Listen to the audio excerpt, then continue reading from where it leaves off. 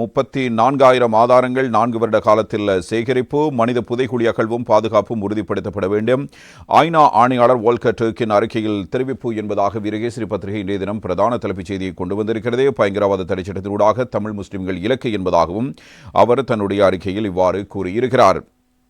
உண்மை மற்றும் நீதியை நிலைநாட்டுவதற்கும் நிலையான சமாதானத்துக்கான அடித்தளத்தை இடுவதற்குமான வரலாற்று ரீதியான வாய்ப்பும் சகல சமூக மக்களின் ஆணையும் புதிய அரசாங்கத்துக்கு இருப்பதாக ஐக்கிய நாடுகள் மனித உரிமைகள் உயர்ஸ்தானிகர் அலுவலகத்தின் அறிக்கையில் சுட்டிக்காட்டப்பட்டிருக்கும் அதே நேரம் சர்வதேச குற்றவியல் நீதிமன்றத்தின் ரோம் பிரகடனத்துக்கு இணங்குவதன் ஊடாக நிலைமாறு கால நீதிக்கு ஏதுவான சூழலை அரசாங்கம் உருவாக்க வேண்டும் என்றும் அவரால் வலியுறுத்தப்படுகிறது. அத்தோடு உயர்ஸ்தானிகர் அலுவலகத்தால் முன்னெடுக்கப்பட்டு வரும் கடந்த கால மீறல்கள் தொடர்பான ஆதாரங்களை திரட்டும் பொறிமுறையின் ஊடாக கடந்த 4 வருடங்களில் சுமார் 34,000 தரவுகள் மற்றும் ஆதாரங்கள் திரட்டப்பட்டிருப்பதாகவும் அந்த அறிக்கையில் அவரால் விரிவாக பல்வேறு தகவல்கள் கூறப்பட்டிருக்கின்றன.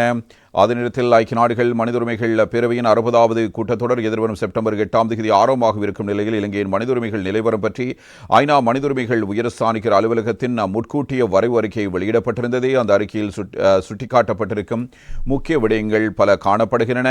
அந்த வகையில் இலங்கையில் கடந்த 2024ஆம் ஆண்டு செப்டம்பர் மாதம் நடைபெற்ற ஜனாதிபதி தேர்தல் அனுரகுமார் திசாநாயக்க ஜனாதிபதியாக தெரிவு செய்யப்பட்டார். அதனைத் தொடர்ந்து நவம்பரில் நடைபெற்ற பொதுத் தேர்தல் அனுரகுமார் திசாநாயக்க தலைமையிலான தேசிய மக்கள் சக்தி அதிகளவு ஆசனங்களை வென்றதன் ஊடாக ஆக்கப்பூர்வமான சமூக அரசியல் மற்றும் பொருளாதார மறுசீரமைப்புகளை மேற்கொள்வதற்கு மக்கள் ஆணை வழங்கியிருக்கிறார்கள். அத்தோடு பிரதமராக ஹரணி அமரசூரிய நியமிக்கப்பட்டமையானது 1994ஆம் ஆண்டு பின்னர் பெண்ணொருவர் அப்பதவிக்கு நியமிக்கப்பட்ட முதலாவது சந்தர்ப்பமாகவும் அமைந்திருக்கிறது. அது மாத்திரமன்றி இந்த தேர்தல் 22 பெண் பிரதிகள் பாராளுமன்றத்துக்கு தெரிவானதன் ஊடாக பெண் பிரதித்துவம் 9.8% அதிகரித்திருக்கிறது. அதனைத் தொடர்ந்து அரசியல் சட்டம் மற்றும் பொருளாதார ரீதியான சவால்களின் விளைவாக ஏற்பட்ட காலதாமதத்தின் பின்னர் இவரிடம் மே மாதம் நடைபெற்ற உள்ளூராட்சி மன்ற தேர்தல்களில் தேசிய மக்கள் சக்தி அரசாங்கம் 43.2% வாக்குகளை பெற்றுக் கொண்டதுடன் வடகிழக்கு மாகாணங்களின் ஆதிக்கத்தை தமிழ் கட்சிகள் மேல கைப்பற்றியிருக்கின்றன. இருப்பினும் அரசியலமைப்புக்கான 13வது திருத்தத்தின் பிரகாரம் மாகாண சபை தேர்தல்கள் கடந்த 2014ஆம் ஆண்டிலிருந்து நடாத்தப்படவில்லை.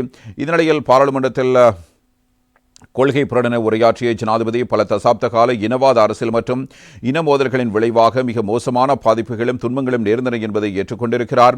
அதேபோன்று நீண்ட காலமாக முன்னெடுக்கப்பட வேண்டியிருக்கும் மறுசீரமைப்புகளை மேற்கொள்வதாகவும் பயங்கரவாத தடைச்சட்ட நீக்கம், ஊழல் மோசடிகளை கையாளல், சுயாதீன குற்றவியல் அலுவலகத்தை ஸ்தாபித்தல், உயிர்த்த ஞாயிறு தின பயங்கரவாத தாக்குதல்கள் மற்றும் ஏனைய முக்கிய குற்ற சம்பவங்கள் தொடர்பில் பொறுப்புக்கூறலை உறுதிப்படுத்தல் என்பன உள்ளிட்ட நீண்ட கால மனித உரிமைகள் சார் பிரச்சினைகளுக்கு தீர்வு காண்பதாகவும் இந்த புதிய அரசாங்கம் வாக்குறுதி அளித்திருந்தது. அது மாத்திரமன்றி சமத்துவம் மற்றும் ஜனநாயகத்தை உறுதிப்படுத்தக்கூடியதும் அரசியல் மற்றும் நிர்வாக அதிகாரங்களை சகல உள்ளூராட்சி, மாவட்ட மற்றும் மாகாண சபைகளுக்கு பகிர்ந்தளிக்கக்கூடியதுமான புதிய அரசியலமைப்பு உருவாக்கப்படும் என்றும் தேசிய மக்கள் சக்தியின் தேர்தல் விஞ்ஞாபனத்தில் உறுதியளிக்கப்பட்டிருந்தது.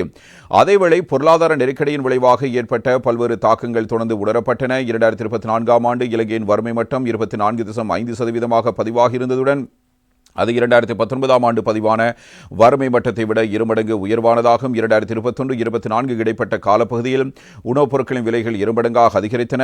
பெரும்போக பொருளாதார மீட்சிக்கு மத்தியிலும் வேலைவாய்ப்பு மற்றும் ஊதியம் என்பன பொருளாதார நெருக்கடிக்கு முன்னரான மட்டத்தை விட குறைவான மட்டத்திலேயே காணப்பட்டதுடன் இது வறுமை மற்றும் உணவு பாதுகாப்பின்மை என்பன தீவிரமடைவதற்கும் வழிகோலியிருக்கிறது. ஏற்கனவே கட்டமைப்பு மற்றும் பொருளாதார ரீதியான ஒடுக்குமுறைகளுக்கு முகங்கொடுத்து வரும் மலையக தமிழ் சமூகம் பொருளாதார நெருக்கடியால் மேலும் பாதிக்கப்பட்டிருக்கிறது. பெருந்தோட்ட சமூகமானது காணி மற்றும் தொழிலாளர் உரிமைகளை வென்றெடுப்பதில் தொடர்ந்து குறிப்பிடத்தக்க அளவு சவால்களுக்கு முகங்கொடுத்து வருகிறது என்பதாகவும் ஐநா மனித உரிமைகள் ஆணையாளர் கூறுகிறார். அடுத்ததாக பயங்கரவாத தடை சட்டம் உள்ளடங்கலாக சகல ஒடுக்குமுறை சட்டங்களையும் இல்லாதொழிப்பதாக புதிய அரசாங்கம் வாக்குறுதி அளித்திருந்ததே. அச்சட்டத்தை முற்றாக நீக்குவது குறித்து ஆராய்வதற்கும் புதிய பயங்கரவாத எதிர்ப்பு சட்டம் தொடர்பில் பரிந்துரைகளை முன்வைப்பதற்கும் என கடந்த பிப்ரவரி மாதம் அரசாங்கத்தால் விசேட குழு ஒன்று நியமிக்கப்பட்டது. அத்தோடு புதிய பயங்கரவாத எதிர்ப்பு சட்ட வரைவை தயாரிப்பதற்கான பரிந்துரைகள் மற்றும் யோசனைகளை அனுப்பி வைப்பதற்கு பொதுமக்களுக்கு வெறுமனே 2 வார கால அவகாசத்தை வழங்கும் அறிவிப்பு கடந்த மே மாதம் அரசாங்கத்தால் வெளியிடப்பட்டது. அந்த புதிய சட்டமூலத்தை எதிர்வரும் செப்டம்பர் மாதம் வர்த்தமானியில் வெளியிடுவதற்கு அரசாங்கம் திட்டமிட்டிருக்கிறது.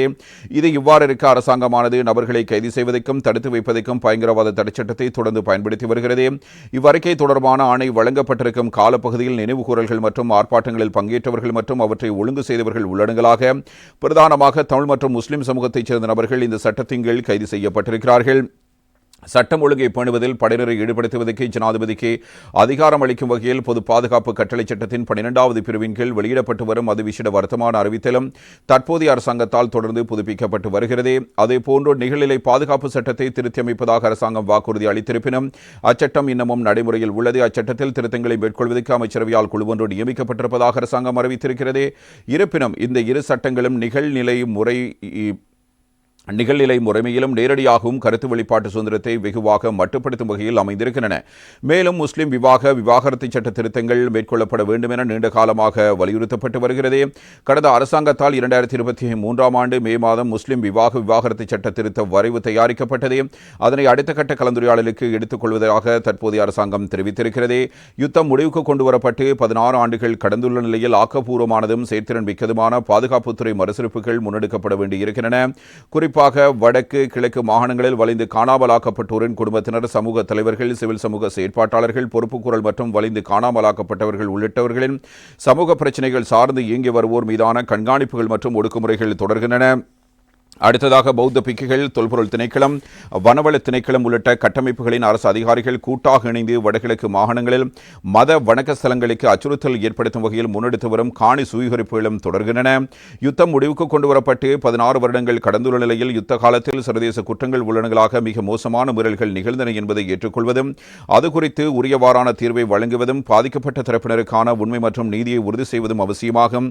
மிக மோசமான குற்றங்கள் தொடர்பில் முழுமையான விசாரணைகளை முன்னெடுத்து உண்மையையும் நீதியையும் உறுதி செய்வதற்கு தமது அரசாங்கம் தயாராக இருப்பதாக ஜனாதிபதி அவரது கொள்கை பிரகடன உரையில் குறிப்பிட்டிருந்தார். அவரது இந்த கருத்தானது செயல் வடிவம் பெறுமாயின் அதனூடாக பொறுப்பு குரலை உறுதிப்படுத்துவதற்கான புதுப்பிக்கப்பட்டதொரு வாய்ப்பு கிட்டும். இருப்பினும் தண்டனைகளிலிருந்து விடுபடும் போக்கு இன்னமும் தொடர்வதுடன் கடந்த கால மீறல்களுக்கு வழிகோலிய கட்டமைப்பு ரீதியான நிலைமைகள் மாற்றமின்றி காணப்படுகின்றன. 2018 ஆண்டு ஸ்தாபிக்கப்பட்ட காணாமல் போனோர் பற்றிய அலுவலகமானது வலிந்து காணாமலாக்கப்பட்ட ஆயிரக்கணக்கானோருக்கு என்ன நேர்ந்தது, அவர்கள் எங்கே என்ற உண்மையை தற்போது வரை வெளிப்படுத்தவில்லை. அது மாத்திரமன்றி அந்த கட்டமைப்பின் மீது பாதிக்கப்பட்ட தரப்பினர் நம்பிக்கை இழந்திருக்கிறார்கள். அந்த நம்பிக்கையை மீண்டும் வென்றெடுப்பதற்கும் நீதியை நிலைநாட்டுவதற்கும் காணாமல் போனோர் பற்றிய அலுவலகமானது தெளிவானதும் வெளிப்படை தன்மை வாய்ந்ததும் காலம் குறித்துரைக்கப்பட்டதுமான இலக்குகளின் அடிப்படையில் சீராக செயற்பட வேண்டியது அவசியமாக இருக்கிறது. அண்மையில் இலங்கைக்கு விஜயம் மேற்கொண்டிருந்த உயர்ஸ்தானிகர் செம்மணி மனித புதைகுழி கண்டறியப்பட்ட பகுதியும் சென்று பார்வையிட்டார். மனித புதைகுழிகள் அகலப்படுவதையும் அவை உரியவாறு பாதுகாக்கப்படுவதையும் உறுதிப்படுத்துவதுடன் தடவியல் பகுப்பாய்வுக்கான எளிமையை மேம்படுத்த வேண்டிய உடனடி தேவையும் காணப்படுகிறது. அடுத்ததாக சகல தரப்பினருடனான கலந்துரையாடல்களின் பின்னர் உண்மை மற்றும் நல்லிணக்க ஆணைக்குழு ஒன்று ஸ்தாபிக்கப்படும் என அரசாங்கம் எமக்கு அறிவித்திருக்கிறது. ஆனால் இதனை நடைமுறைப்படுத்த வேண்டுமெனில் நிலைமாறு கால நீதி தொடர்பான வெளிப்படையானதும் நியாயமானதுமான கலந்துரையாடல்கள் மூலம் பாதிக்கப்பட்ட தரப்பினர் மத்தியில் அரசாங்கம் முதலில் நம்பிக்கையை கட்டியெழுப்ப வேண்டும். அத்தோடு கடந்த பல வருட காலமாக ஐநா மனித உரிமைகள் உயர்ஸ்தானிகர் அலுவலகம் மற்றும் ஏனைய ஐநா மனித உரிமைகள் நிபுணர்களால் முன்வைக்கப்பட்ட பரிந்துரைகளுக்கு அமைவாக அந்த கட்டமைப்பினை கட்டியெழுப்ப வேண்டும். இலங்கையில் கடந்த காலங்களிலும் சமகாலத்திலும் குறிப்பாக பாதுகாப்பு படையினுடன் தொடர்புடைய வகையில் நடைபெற்ற மனித உரிமை மீறல்கள் தொடர்பில் இன்னமும் பொறுப்புக்கூறல் உறுதிப்படுத்தப்படாமையானது நாட்டின் அடிப்படை மனித உரிமை சார் பிரச்சினையாக காணப்படுகிறது.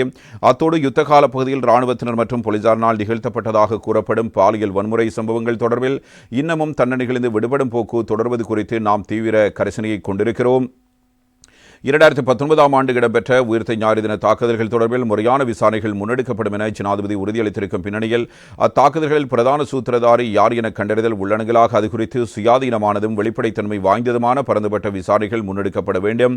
மேலும் உயர்ஸ்தானிகர் அலுவலகத்தினால் முன்னெடுக்கப்பட்டு வரும் கடந்த கால மீறல்கள் தொடர்பான ஆதாரங்களை திரட்டும் பொறிமுறைக்கு பங்களிப்பு செய்யும் சிவில் சமூக செயற்பாட்டாளர்கள் தாம் அச்சுறுத்தல்களுக்கு உள்ளாவதாக முறைப்பாடு அளித்திருக்கிறார்கள்.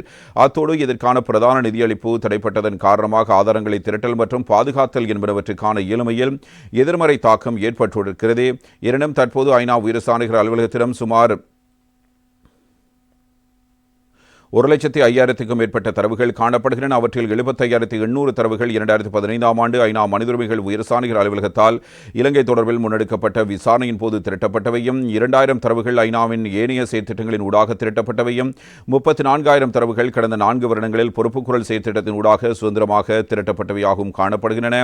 இவ்வாறுதொரு பின்னணியில் அவசியமான மறுசீரமைப்புகளை நடைமுறைப்படுத்துவதற்கும் உண்மை மற்றும் நீதியை நிலைநாட்டுவதற்கும் நிலையான சமாதானத்துக்குமான அடித்தளத்தை இடுவதற்குமான வரலாற்று ரீதியான வாய்ப்பும் சகல சமூகங்களையும் சேர்ந்த மக்களின் ஆணையும் புதிய அரசாங்கத்துக்கு இருக்கிறது. பொறுப்பு குரலை உறுதி செய்வதும் மோதலுக்கான அடிப்படை காரணங்களை களைவதும் அரசாங்கத்தின் இலக்கான தேசிய ஒருமைப்பாட்டை அடைந்து கொள்வதற்கு மிக மிக அவசியமாகும். அத்தோடு சர்வதேச குற்றவியல் நீதிமன்றத்தின் ரோம் பிரகடனத்துக்கு இணங்குவதனூடாக நிலைமாறு கால நீதிக்கு ஏதுவான சூழலை அரசாங்கம் உருவாக்க வேண்டும் என இந்த அறிக்கையில் இவ்வாறு குறிப்பிடப்பட்டிருப்பதை நாங்கள் அவதானிக்கலாம். எனவே மிக முக்கியமான பல விடயங்கள், கடந்த காலங்களில் இடம்பெற்ற விடயங்கள் குறித்து இங்கே கூடுதல் கவனம் செலுத்தப்பட்டிருக்கிறது. இந்த தகவலோடு சேர்த்து மற்றொரு செய்தி குறித்து நாங்கள் அவதானத்தினை செலுத்தலாம். இதனோடு இணைந்த ஒரு தகவலாகவே இதனையும் நாம் பார்க்கக்கூடியதாக இருக்கிறது. இந்துக்கள், முஸ்லிம்கள், கிறிஸ்தவர்களை இலக்கு வைத்து வன்முறை கட்டவிழ்ப்பு அமெரிக்க ராஜாங்க திணைக்கள அறிக்கையில் சுட்டிக்காட்டு என்பதாக இந்த தகவல் தரப்படுகிறது. அரச முகவர்களால் சட்டவிரோத கொலைகள் இடம்பெற்றிருப்பதான தகவல்களும் இவ்வாறு வெளிப்படுத்தப்படுகின்றன. இலங்கையில் கடந்த ஆண்டு பல்வேறு மனிதமுறல் சம்பவங்கள் பதிவானதாகவும், இருப்பினும் அம்மீறல்களில் ஈடுபட்ட அதிகாரிகளை அடையாளம் கண்டு அவர்களை தண்டிப்பதை முன்னிறுத்தி அரசாங்கத்தால் மிகவும் மட்டுப்படுத்தப்பட்ட அளவிலான நடவடிக்கைகளை முன்னெடுக்கப்பட்டதாகவும் அமெரிக்க ராஜாங்க திணைக்களத்தின் அறிக்கையில் இவ்வாறு சுட்டிக்காட்டப்படுகிறது. அமெரிக்க ராஜாங்க திணைக்களத்தால் வருடாந்தம் உலகளாவிய ரீதியில் ஒவ்வொரு நாட்டினதும் மனித உரிமைகள் நிலைவரம் தொடர்பில் பரந்துபட்ட தகவல்களை உள்ளடக்கிய விரிவான அறிக்கை வெளியிடப்படும். அதன்படி 2024 ஆண்டில் இலங்கையின் மனித உரிமைகள் நிலவரம் பற்றி ராஜாங்க திணைக்களத்தால் வெளியிடப்பட்டிருக்கும் அறிக்கையிலேயே இவ்வாறு சுட்டிக்காட்டப்பட்டிருக்கிறது. பயங்கரவாத தடைச்சட்டத்தின் கீழ் தடுத்து வைக்கப்பட்டிருந்த சந்தேக நபர்கள் பலர் கடந்த ஆண்டு விடுவிக்கப்பட்டார்கள். அதேபோன்று பால் புதுமையின சமூகத்தினரின் உரிமைகளுக்கு மதிப்பளித்தல் மற்றும் திருநம்பிகளை கைது செய்வதை நிறுத்துதல் என்பன தொடர்பில் போலீஸ் திணைக்களத்தினால் உரியவாறான வழிகாட்டல்கள் வெளியிடப்பட்டன. அதேவேளை தன்னிச்சையான மற்றும் சட்டவிரோத படுகொலைகள், சித்திரவதைக்கு உட்படுத்துதல், அரசாங்கத்தால் முறையற்ற மனிதாபிமான வகையிலான தண்டனைகள் வழங்கப்படல், பொருத்தமற்றதும் உயிருக்கு ஆபத்தை ஏற்படுத்தக்கூடியதுமான சிறைச்சாலை நிலவரம், தன்னிச்சையான கைது மற்றும் தடுத்து வைப்பு, நீதிமன்ற சுயாதீனத்துவம் தொடர்பான சந்தேகங்கள், நபர்களின் தனியுரிமையின் மீதான அனாவசிய தலையீடுகள், கருத்து வெளிப்பாட்டு சுதந்திரத்தின் மீதான முடக்கம், ஊடக சுதந்திரத்தின் மீதான மட்டுப்பாடுகள், அமைதியான முறையில் ஒன்று கூடுவதற்கான சுதந்திரத்தின் மீதான தடைகள், சிவில் சமூக அமைப்புகளின் செயற்பாடுகளுக்கு இடையூறு விளைவிக்கப்படல் உள்ளிட்ட பல்வேறு மனித உரிமை சம்பவங்கள் கடந்த ஆண்டு இவ்வாறு பதிவாகி இருக்கின்றன. குறிப்பாக இந்துக்கள், முஸ்லிம்கள், கிறிஸ்தவர்களையும் தமிழர்களையும் இலக்கு வைத்து வன்முறை கட்டவிழ்த்துவிடும் வகையிலான நடவடிக்கைகள் முன்னெடுக்கப்பட்டிருக்கின்றன. இருப்பினும் மனித உரிமை மீறல்களில் ஈடுபட்ட அதிகாரிகளை அடையாளம் கண்டு அவர்களை தண்டிப்பதில் அரசாங்கத்தால் மிகவும் மட்டுப்படுத்தப்பட்ட அளவிலான நடவடிக்கைகளை மேற்கொள்ளப்பட்டன என அந்த அறிக்கை இவ்வாறு கூறுகிறது. இது 2024 ஆண்டில் இலங்கையின் மனித உரிமைகள் நிலவரம் இவ்வாறு என்பதை அமெரிக்க ராஜாங்க திணைக்களத்தின் அறிக்கை இவ்வாறு சுட்டிக்காட்டியிருக்கிறது.